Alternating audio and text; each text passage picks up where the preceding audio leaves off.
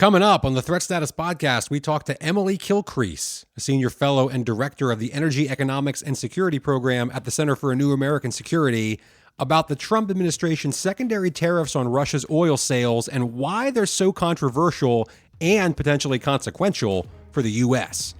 And then we break down China's upcoming military parade, the Army's short-range reconnaissance drone program, and the stunning pace of leadership changes inside the Pentagon. Don't forget to go to WashingtonTimes.com and sign up for the daily Threat Status newsletter.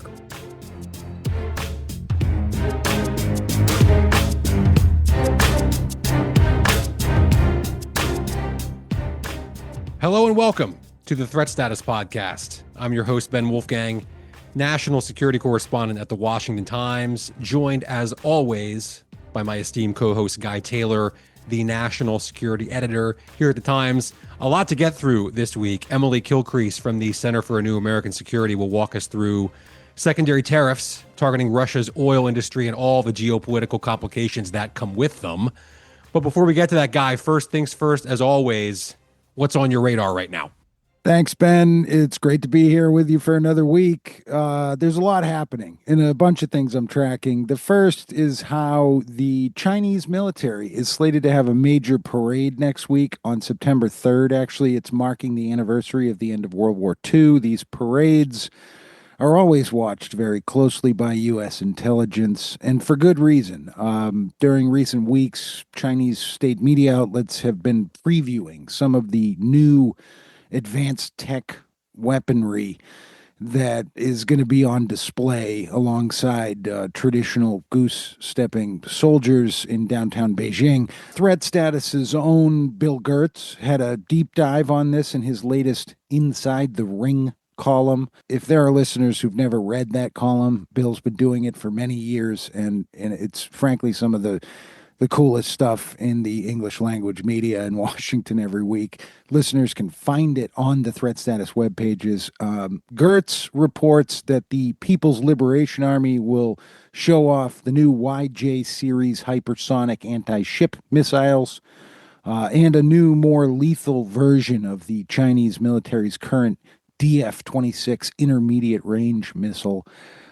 Chinese Communist Party officials have dubbed the DF-26 the, quote, Guam killer, end quote, because of its apparent capability to potentially hit the major U.S. military hub in Guam in the Western Pacific. There will likely also be a new road-mobile intercontinental ballistic missile on display, Ben, as well as submarine warfare weapons such as extra-large unmanned underwater vehicles on sea drones that have been identified in Chinese state media photos recently as the AJX-002. And there potentially could be an even larger sea drone that hasn't been revealed yet. It's possible that these underwater vehicles can carry nuclear weapon-tipped torpedoes. Interestingly, Ben, I actually saw some of this new Chinese weaponry on display at IDEX, the big international weapons show that was in February in the United Arab Emirates. I digress on all of this for now, though. I want to move to a separate front that I'm tracking, the fallout over President Trump's imposition this week of the 50% tariffs on goods entering the United States from India. There's so much to unpack here, Ben. I know we're going to get into this in a few minutes in the interview with Emily Kilcrease, but we actually distilled some of what's going on in the August 27 edition of the Threat Status Daily newsletter. Basically, this India tariff situation is a major inflection point in President Trump's use of tariffs as an instrument to influence global great power dynamics in ways that suit Mr. Trump's wider strategic goals, the most notable being his desire to achieve leverage over Russian President Vladimir Putin in ongoing Ukraine war talks. The reality is that Trump is using the tariffs on India to punish India for its continued purchases of Russian oil, but the goal is also really to put pressure on Putin. And we're tracking whether it's going to work. A good number of my sources say that Trump is and should well be considering leveling more robust direct sanctions on Russia if he wants to convince Putin to meet with Ukrainian President Volodymyr Zelensky and actually move forward on Trump's goal of somehow ending the Ukraine war. It's notable, Ben, that Steve Witkoff, Mr. Trump's special diplomatic envoy, met with Ukrainian officials in New York this week and said publicly that his team is also having, quote, every day, end quote, talks with, quote, the Russians, end quote. But it frankly remains to be seen if Putin will acquiesce to Trump and agree to meet with Zelensky. A lot of moving parts on this, and thank you for highlighting that. We'll get into more of it in just a minute with Emily Kilcrease. I want to mention briefly here off the top, Guy, the Army saying production now well underway for its second wave or tranche in military and government speak of production in its short-range reconnaissance drone program.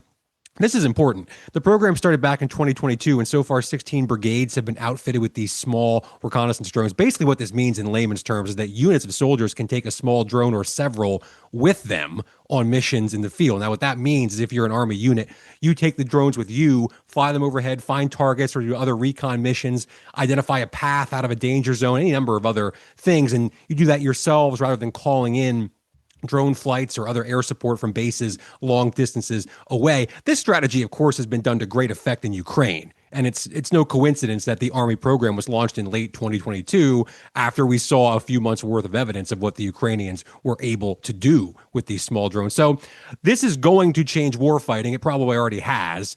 And folks may remember my interview from Soft Week a few months ago with Ryan Gurry from the drone maker PDW, who told me that inside the defense industry, there's a view that's kind of forming now that drones are essentially becoming ammunition. Everybody's got one. You expect to lose it pretty quickly, and you'll just get another one. So right now, brigades are getting these soon. I think every soldier will have one. It'll be small enough they can carry it with them, launch it, control it with their phone, their tablet, and when it inevitably gets destroyed, they just get another one. Because don't forget, Guy, as General Chris Mohan of Army Materiel Command told us recently, the Army's soon going to be able to 3D print them in the field. So we talk about military modernization and other, broad concepts like that all the time. This is an example of what that means. We talk about technology modernizing the U.S. military and changing the way wars are actually fought on the ground. Well, I also think we're seeing this in Ukraine, and Ukraine's military that ramped up 3 years ago very quickly to stave off this Russian invasion has now features a situation of ad hoc and very professional defense industry, domestic defense industry production inside Ukraine of small drones that are in the hands of Ukrainian soldiers. And the U.S. military is realizing that the small drone on the battlefield is the nature of 21st century warfare on the ground. So I think you just see this accelerated push, whether it's through the replicator program or whatever, for U.S. military leaders to quickly get this equipment into the hands of U.S. soldiers so that they don't have to go out and buy it at Walmart to use. They're actually getting it from the service. That's right. We'll talk more about Replicator here in just a second, because we need to spend just a few minutes talking about the leadership shakeup that's happening all over the Pentagon at breakneck speed. I can't remember seeing anything quite like this in the years I've been in Washington. Of course, Guy, you occasionally, as you remember, have some high profile. Well, I think you always have turnover when an administration comes, but this is a little bit different. This is a little bit different. Of course, we remember things like, General McChrystal being fired by then President Obama after criticizing the administration in a Rolling Stone article. It happened in the first Trump administration. He fired Defense Secretary Mark Esper and other officials. But this is happening from the top of the Pentagon all the way down through. It started a few weeks ago when former Joint Chiefs of Staff Chairman General C.Q. Brown was fired shortly into the new Trump administration. He was replaced, of course, by General Dan Kane, now the country's top military officer. Admiral Lisa Franchetti, the first woman to sit on the Joint Chiefs of Staff as Chief of Naval Operations, fired at the same time. More recently, Air Force Lieutenant General Jeffrey Cruz, who was the director of the Defense Intelligence Agency, was fired. The DIA, of course, produced a controversial preliminary intelligence assessment that said the U.S. airstrikes on Iran only set back Iran's nuclear program by a few months. That report was leaked to the press, and Defense Secretary Hegseth and others really pushed back on it. And it seems the leak aspect of that story, not just the contents of the report itself, are a big part of why General Cruz was fired. And I think that was frankly kind of missed in a lot of the media coverage of that last week. But in total, more than a dozen senior generals and admirals have been fired since President Trump came back to the White House in January. How much of it is about attacking sort of so-called woke policy promotions, or the perceived woke policy promotions of past administrations, and how much is it about just demanding that current career military officials, if they want to be in positions of power, have to be very loyal to Trump? I think it's probably a combination of both. I mean, certainly it's no secret that, for example, I mean, Defense Secretary Hegseth, before he got nominated for the job, made very clear he would fire CQ Brown or support the firing of CQ Brown if he were in the Defense Secretary's chair. And that's exactly what ended up happening because of what you just said, largely the woke. Because of a loyalty issue. I mean, because CQ Brown is plenty qualified for the job, and so what, I think there's an attempt to try and portray it as a culture war thing, when in reality, I guess my question is whether or not this turnover that has been engineered by the current commander in chief is actually going to make the U.S. military stronger somehow. Yeah. That's a good question. It remains to be seen, but it's worth pointing out here that we're not just talking about generals and admirals, and it's not even always just necessarily firings. Guy and we talked about this and we covered it in the Threat Status newsletter. Doug Beck, the director of the Defense Innovation Unit, resigned. We're not sure if there was some behind the scenes pressure there, but the DIU is or speculating that he may have just gotten frustrated with the orders not to speak about things, not to appear at civil society events, things like that. That's speculation. I haven't sourced that, and I know you tried to this week. Yeah, it's hard. I mean, of course, there are all kinds of legal, and human resources related ramifications where people don't want to talk about a lot of this stuff. But you mentioned Replicator. The DIU is a crucial Pentagon office working on all kinds of cutting edge projects around AI, drones, including the Replicator program. So this is a big deal. And General David Alvin, the Air Force Chief of Staff, said he'll retire early, about halfway through his traditional 4-year term, maybe because of some of the same reasons you just laid out. We're not sure, and we haven't sourced that, but I think it's, educated speculation, if you will. We can debate all the reasons why, Guy, and we should continue to have those discussions. We talked about it before, and in the future, we'll delve more into the ways the Trump administration is changing the culture of the military, the way it does business, its relationship with Congress, its role in border security, now its role in aiding domestic law enforcement in Washington, possibly soon in Chicago, Baltimore, and elsewhere. There are any number of reasons why high-ranking Pentagon officials could either choose to walk away from their jobs because they don't agree with it or get fired for that or any number of other reasons. But I did think for a minute, Guy, it's worth it today to just kind of take a breath, take a step back, and recognize we're watching, I think, a level and a kind of leadership change at the Pentagon that I'm not sure we've really seen in recent history.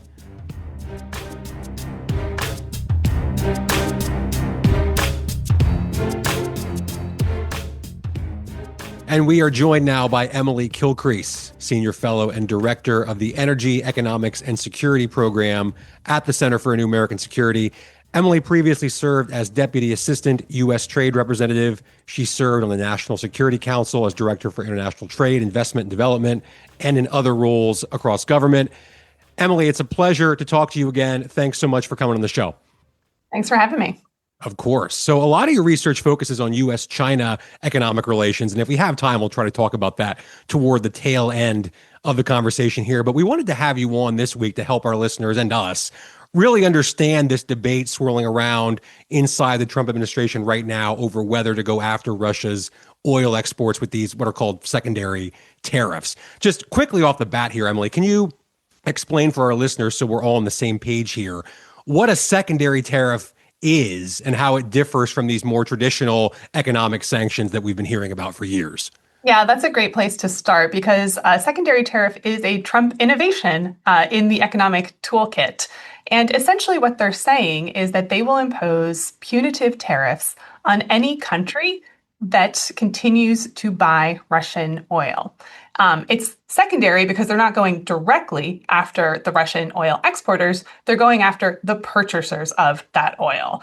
And so it's kind of a riff on secondary sanctions, which work in a pretty similar, but in some ways very different way when it comes to targeting banks and entities that engage with those banks. So it's a question of whether it's a direct tariff or in this case, a secondary tariff, which is an indirect way to get at the purchasers of the oil from Russia. Okay. And we'll talk about who those purchasers are in just a minute here. But, a few months ago when we talked about this, Emily, you told me the oil sector was the last, I think you called it the big juicy target kind of left in Russia's economy that the Trump administration could go after if it wanted to as leverage to get a Russia-Ukraine peace deal. It's easy to see why, of course, it's such a big target. Russia got about 192 billion in revenue from oil and crude oil exports last year, according to the International Energy Agency. By some estimates, almost half of all budget revenues coming from that.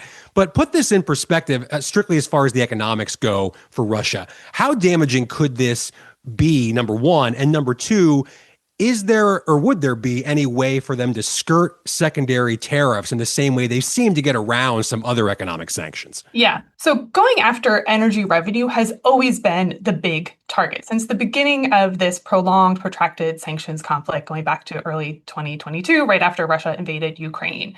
And the US and the G7 have tried a bunch of different ways to go after energy, but it's always been really complicated because what essentially you're trying to do is make sure that Russia doesn't make money from its oil sales, but still keep that oil on the market. So it's always had these two dual objectives that are in tension with each other, which is not crater global energy markets, but deny Russia the revenue. And that's really, really, really hard to do. And so in the last administration, they tried to do this with the oil price cap, keeping oil on the market, but saying it can only be sold below a certain price. This administration doesn't seem to like that approach, so they're going with the favorite tool of tariffs and innovating on tariffs and going with secondary tariffs, but they still haven't gotten around the fundamental market issue, which is that if you take Russian oil off the market, you're going to have some pretty detrimental effects on global energy markets. And that could come back to hurt the US economy just as much as it hurts the Russian economy. Now, will it hurt the Russian economy? Absolutely, right? If you could really take that revenue down to zero or even cut it in half, then you really do start to have a pretty substantial impact on the Russian war machine and the financing of that war machine. But the question is whether you can cut that revenue without having those sort of unintended consequences on the US and global economies. Emily, are there any ways for Russia to make that up? I mean, we've talked a lot over the years here at the Washington Times and on this podcast about, Russia's relatively limited economy. They're considered a great power, and certainly they are militarily, but economically, they don't really match up with the U.S. and China. Is there any way they could sort of make up half that tens of billions of dollars of revenue if it's lost? It would be really hard for them to do that. But I actually think the more interesting question is, could they evade those sort of secondary tariffs? Because Russia's really, really good at sanctions evasion. They've had decades of practice. One of the reasons the oil price cap isn't as effective and biting as the G7 wanted it to be is because Russia has found ways to get around it. They've got their shadow fleet. They've got ways to move oil around the world that skirts these sorts of punitive actions from the G7 and from the US. Now, there's the question of how could they do that with secondary tariffs? And there's a bunch of different ways. One is they continue to rely on the shadow fleet. They just move oil around kind of outside formal channels. You also could have some of the countries that are being targeted with secondary tariffs just saying, you know what? Trump is going to hit us with tariffs anyways. We might as well keep the oil trade going with Russia. And you could see someone like India saying that. They're getting hit with tariffs for all sorts of reasons. You could see someone like China saying that. So I think there's a question about whether countries, like how countries are going to respond to this, setting aside how well Russia is probably able to evade it. Hi, Emily. It's Guy Taylor. I have a question for you that maybe it's political or geopolitical, but it's why do you think the Trump administration is so reluctant to move on sanctions or to use the economic instrument of power to its fullest extent to achieve leverage over Putin and end of Ukraine war negotiations? Trump said about a week ago that he'll make a determination within 2 weeks whether to impose, I believe it was, quote, massive sanctions or massive tariffs or both. J.D. Vance has also said the U.S. has a lot of cards left to play as far as sanctions, but we've seen these kinds of deadlines extended in the past, and it seems like there's real hesitation inside the White House. Why do you think that is? I think it's because we've done the so-called easy stuff, right? We've already done massive sanctions. I know there's been comments recently about doing massive sanctions, but we've already done the stuff that entails relatively less pain for the United States. The only thing that's really meaningful in terms of being able to change Russia's calculus at this point is the oil revenue. And that means that the US and the G7 will have to accept some costs associated with that. And I think you get down to this point where you actually have to implement it. And policymakers each time say, actually, we don't want to have that sort of negative effect on global energy markets, so we're not going to pull the trigger. And they've not been able to get around that, even while they're trying to come up with some very creative new tools. They're still stuck with the same market problem. What about great power costs? I mean, you mentioned costs with the G7. What about geopolitical risks vis-a-vis China and India? They're the biggest buyers of Russian oil. They're buying together more than 80% of Russia's crude based on, I think, respectable estimates and publications out there. So would doing secondary sanctions that particularly targeted Chinese or Russian tied companies, would that have a big impact on them? And do you think the administration is laying the groundwork for this? We just saw the Chinese foreign minister visited India. I know there was a lot talked about there, but in your view, are China and India also kind of posturing together unusually in a kind of great power game here over what these sanctions might ultimately look like? It's a great question because it really draws out why geopolitically secondary tariffs are actually harder to use and more complicated to use. When you're talking about traditional financial sanctions, those are really targeted at particular entities within a country. So you can go after the specific company that's buying Russian oil and just cut them out of the financial system, right? That's how a secondary sanction typically works. But with secondary tariffs, you're targeting the country's entire financial or economic relationship with the United States. It's much more broad-based, right? And so if the Trump administration really wants to go after India and China for their continued purchases of Russian oil using the secondary tariff tool, that means that they have to be willing to jack up tariffs pretty substantially on both those countries. Now, clearly they are with India. They've gotten to a 50% tariff rate, and half of that is explicitly tied to the Russian oil question. But with China, we've tried this playbook. We went pretty high with tariffs following the Liberation Day tariff announcements, and then we had to back down because it was too high and we couldn't sustain it from the US side. So I think there's some real hesitancy to escalate tariffs on China again, both because of that dynamic, and clearly the Trump administration is trying to create a smoother glide path towards a Trump-Xi summit and not do anything that would kind of roil those waters. So maybe you end up in this kind of weird scenario where you've got these higher secondary tariffs on India, but not on China.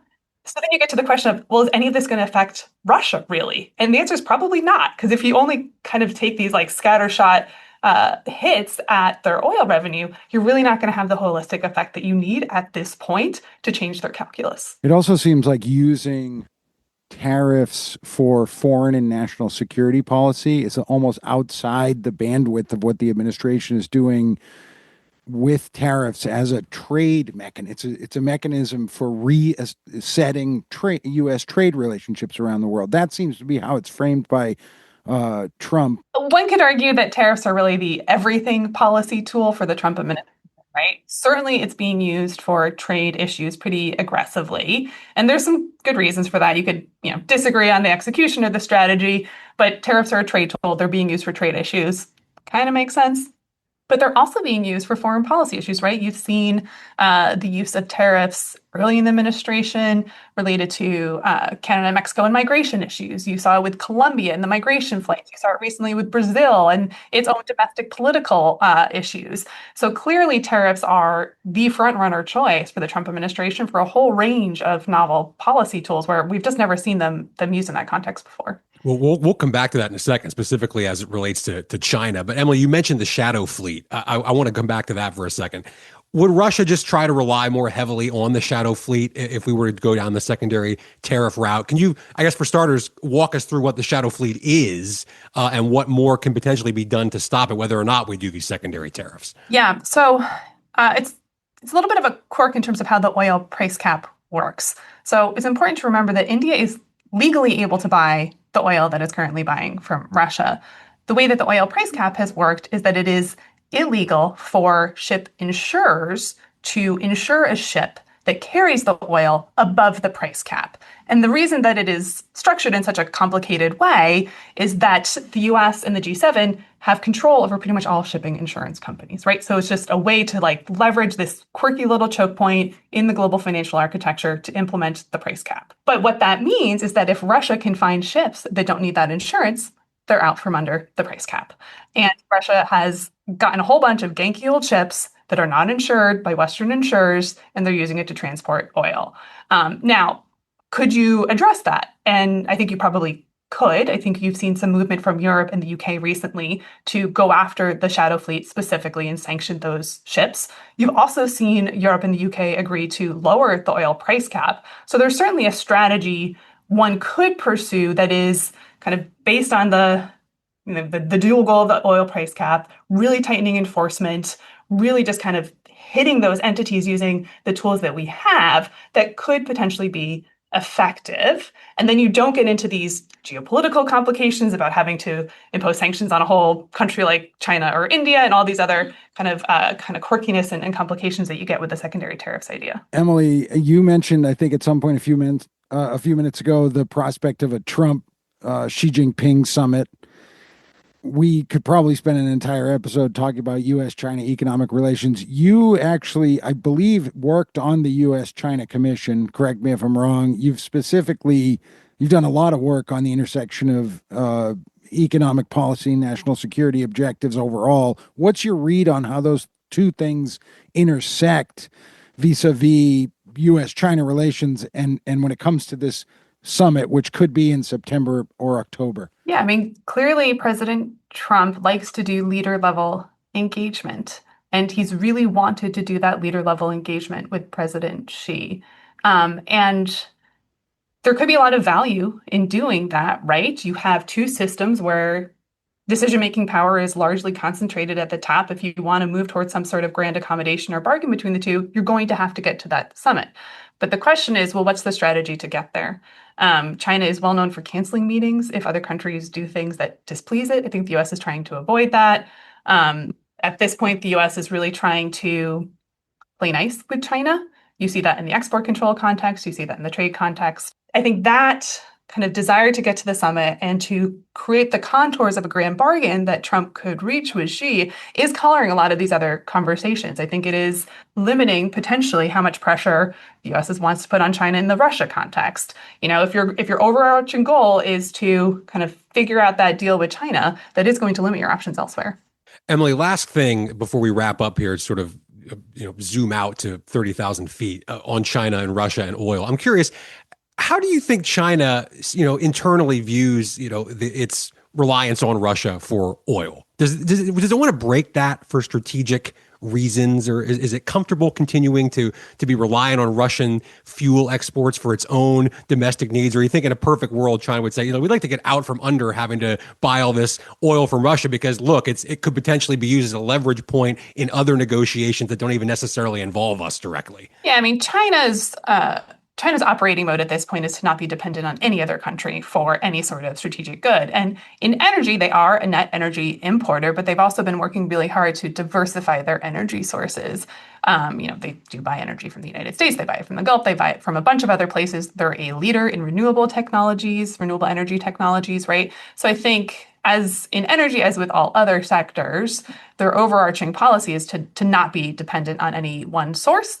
And I don't think that they would see themselves as dependent on Russian energy now. I'm happy to get it if they can get it at a discount because of the oil price cap. That's even better. That was part of the original logic of the oil price cap, is that there would be these incentives for countries like China that otherwise would not align with U.S. sanctions to just take advantage of a discount. So I think there's a lot of reasons why, for now, they're happy to continue the trade, but certainly not to the point of a critical dependency. Okay. Emily Kilcrease, thank you so much for joining us. Really appreciate it. Thank you.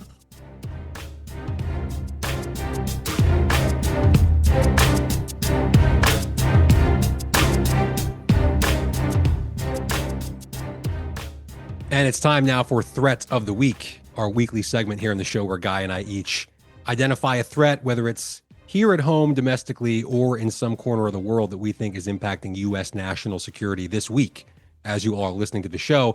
And Guy, my threat of the week is the possibility of Russian and Chinese collaboration on a possible airborne invasion of Taiwan. You mentioned our friend and colleague, Bill Gertz. I'm going to mention him again here because he reported on this just a few days ago. And it jumped out to me for several reasons, not the least of which is, as you always like to say, we look for actual, tangible, real-world, real-time examples of cooperation between axis of authoritarian member countries like China, Russia, Iran, North Korea, not just rhetoric, but how are they really... I like to call it the tissue of connectivity across the dime. Yeah. Well, and here's a good example of it, right? Because Bill Gertz reports that documents obtained by a European hacker group called Black Moon uncovered evidence of a joint Russian-Chinese project known as Sword 208. The documents reveal work on the automated communication system for controlling airborne units for China's People's Liberation Army. And the main goal of the project, apparently, is to prepare PLA paratroopers for an attack on Taiwan. In other words, the Russians are working with the Chinese to build this system. And reportedly, other documents sent to Russia from Beijing show that China purchased materials and cooperation for this command and control system for about $5.1 million.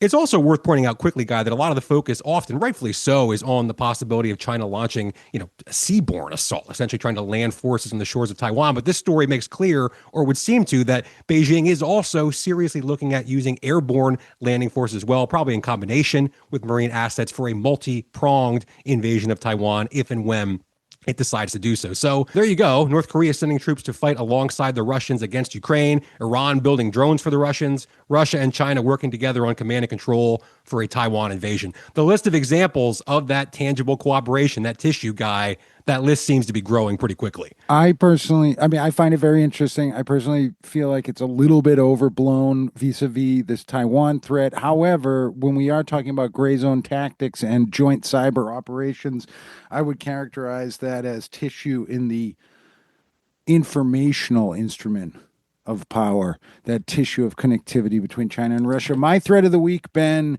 centers on the weaponization of space. We've covered in past episodes how the current great power dynamics in space have already been weaponized by China and Russia, and how the U.S. is now scrambling to respond.